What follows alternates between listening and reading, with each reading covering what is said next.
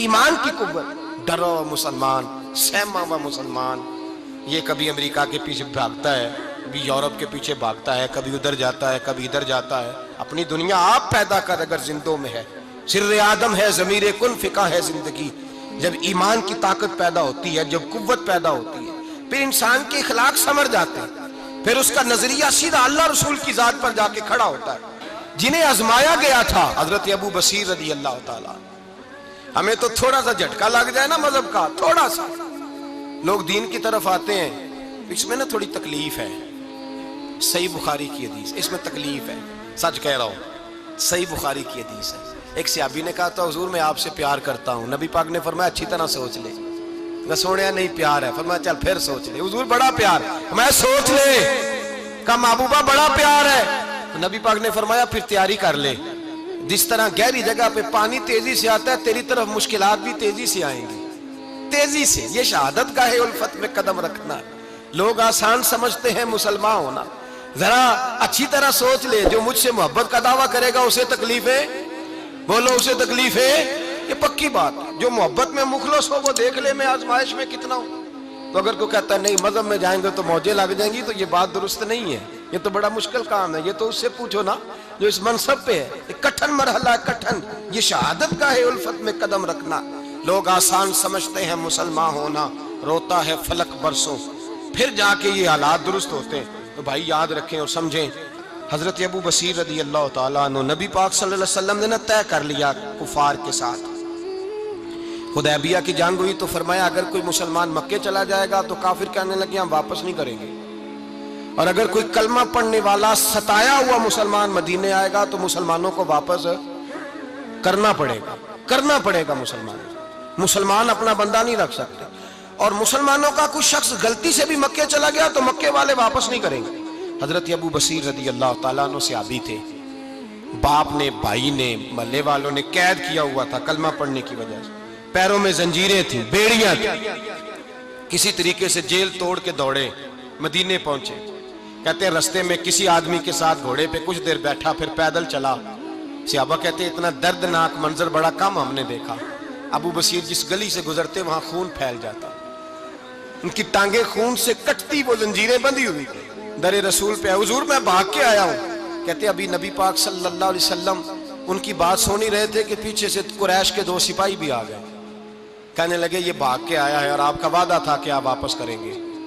چشم زدن میں ذرا سوچنا، چشم زدن میں تھوڑی دیر کے لیے غور کرنا کہ ہمیں ہمارا استاد، ہمارا پیر دھتکار دے کہ جا دوڑ جا، تو کہتے ہیں بسم اللہ جناب یہ جا رہے ہیں.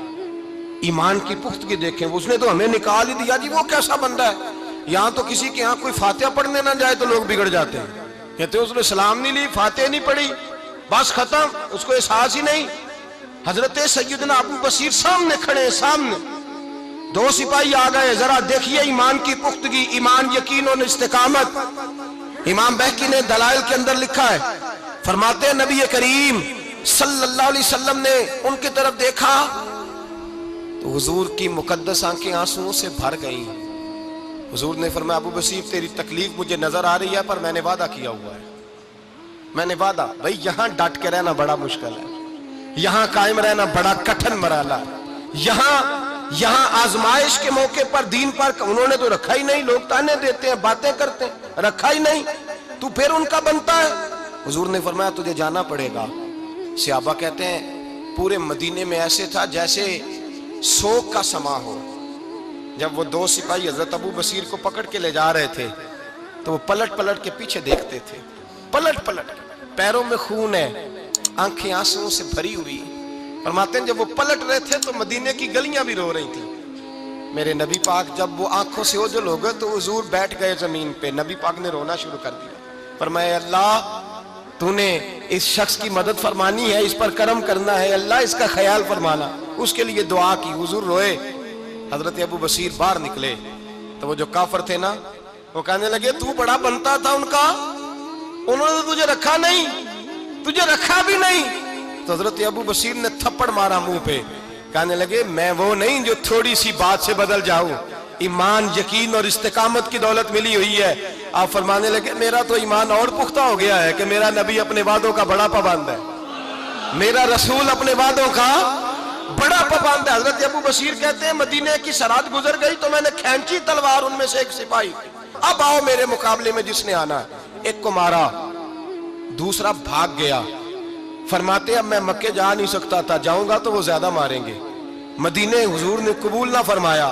فرماتے ایک جنگل میں جا کے العیس نام کی ایک بستی تھی، وہاں ڈیرا لگا لیا، دریا کے کنارے، پانی پی لیتا، پتے کھا لیتا، تن تندور ہڈاں دا بالن تے اسی ہاواں نال تپایا، کپ کپ مکیاں پیڑے کیتے تے اتوں صبر پلیتھن لایا، تن دی ہانڈی تے من دا سالن اتے لون صبر دا پایا۔ غلام فریدا وے میں ساری تیری، غلام فریدا وے میں ساری تیری، تینوں وجہ یقین نہیں آیا؟ فرماتے سالوں پتے کھائے، اب جو بھی وہاں سے تنگ ہوتا وہ میرے پاس آ کے پناہ لیتا، جس کو مکے والے مارتے میرے پاس آ کے کہتے تانے دینے والے آ کے کہتے ہو تم کس طرح کے نوکر ہو، تمہیں تو انہوں نے رکھا ہی نہیں۔ ہم نے کہا چپ کر جا، وہ ہمارے آقا ہیں، وہ ہمارے آقا ہیں، رکھیں تب بھی ٹھیک ہے، نہ رکھیں اللہ اکبر۔ ایمان دیکھو، قوت دیکھو، جیڑیاں خسماں دی وچ رضا بسن، پاگ جاگ جاندے اونا گولیاں دے تے میں گڈی ہتھ ڈور سجن دے، او جنج رکھے اونج رہنا ہے، واجب نہیں جے وچ شریعت مندہ خسم نو کہنا۔ فرمایا بس ٹھیک ہے، جس طرح حضور راضی ویسے ہی ہم راضی۔ حضرت ابو بصیر رضی اللہ تعالیٰ عنہ کے پاس 300 صحابہ کٹھے ہو گئے، 300۔ حضرت ابو بصیر جب مدینے کی سرحد سے گزر رہے تھے نا تو نبی پاک نے ایک آواز دی تھی، فرمایا ابو بصیر ایک وقت آئے گا کہ میرا پیغام تجھ تک پہنچے گا، ایک ٹائم آئے گا۔ حضرت ابو بصیر سے جب کوئی کہتا نا کہ زندہ کس بات پہ ہو تو فرمانے لگے مصطفیٰ کے فرمان پہ بڑا یقین ہے، بلاوا آئے گا، مجھے بلاوا، مجھے یقین ہے کہ مجھے بلاوا بڑی ہوئے ہیں، کرم کی جب نظر ہو مدینے کی، مجھے یقین ہے کہ مجھے بلاوا۔ حضرت ابو بصیر رضی اللہ تعالیٰ عنہ فرماتے ہیں کہ وقت گزرتا گیا، 300 لوگ کٹھے ہو گئے۔ جب کوئی مسلمانوں کا قافلہ مکے کے پاس سے گزرتا تو مکے والے لوٹ لیتے تھے۔ حضور نے بھی اجازت دی مدینے والوں کو، اگر ان کا قافلہ کوئی آئے تمہیں بھی حملے کی اجازت ہے، کفر کا مال مال غنیمت ہے۔ حضرت ابو بصیر کہتے ہیں جب بھی ہمارے قریب سے وہ رستہ تھا شام کی طرف جانے کا، جب بھی کافر گزرتے ہم ان کے قافلے پکڑ لیتے، لوٹتے، ہم بھی ان کو اس طرح کی سزا دیتے جو مسلمانوں کو دیتے تھے۔ فرماتے ان کا جینا محال ہو گیا، ہاتھ باندھ کے نبی پاک کی بارگاہ میں گئے، کہنے لگے یہ شرک ختم فرما دیں اور آپ ان کو بلا لیں، بلا لیں۔ حضرت ابو بصیر فرماتے ہیں میں بوڑھا آدمی تھا، دن بھر میں کام کرتا، محنت کرتا، اس علاقے میں کھیتی باڑی کرتا، جب رات ہوتی تو میں کسی پہاڑ کے ٹیلے پہ بیٹھتا اور مدینے کی جانب منہ کر لیتا اور میں انتظار کرتا بلاوا کب آئے گا، کب حضور کا پیغام آئے گا، میں انتظار کرتا۔ حضرت ابو بصیر رضی اللہ تعالیٰ عنہ بیمار ہو گئے، شدید بیمار، سخت بیمار تھے تو قریش نے شیخ ختم کی۔ حضرت ابو ہریرہ کہتے ہیں نبی پاک نے 2 صحابہ کو رکا دیا، فرمایا جاؤ اسے جا کے کہو آ جائے، اسے کہو آ جائے۔ صحابہ کہتے ہیں ہم پہنچے تو ان کا آخری وقت چل رہا تھا، آخری ہجکیاں تھیں، ایمان اور یقین دیکھو، آخری ہجکیاں۔ لوگ کہتے ابو بصیر وقت آ گیا، وہ کہتے نہیں ابھی وقت نہیں آیا، وقت تب آئے گا جب نبی پاک کا بلاوا آئے گا۔ حضور کا وعدہ تھا وقت تب آئے گا جب میرے نبی کا بلاوا آئے گا، ابھی بلاوا نہیں آیا تو ابو بصیر کا وقت بھی نہیں آیا۔ صحابہ کہتے ہم نے جا کے رکا تھمایا، اٹھنے کی بھی طاقت نہیں تھی۔